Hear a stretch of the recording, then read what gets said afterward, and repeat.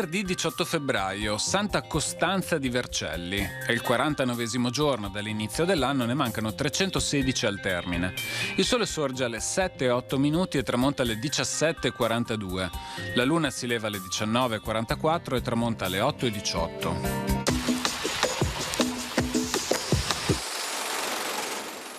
Nella sua casa in Corte Rotta a San Severo muore all'età di 85 anni il celebre architetto Baldassarre Longhena, autore tra l'altro della Basilica della Salute, dei palazzi Pesaro e Rezzonico sul Canal Grande e del Duomo di Chioggia.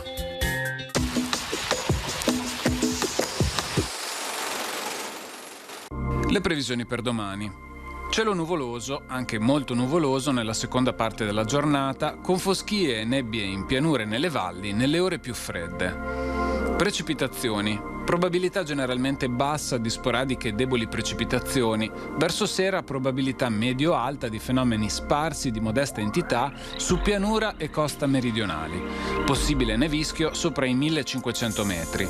Temperature minime prevalentemente in aumento, salvo in quota dove saranno in diminuzione.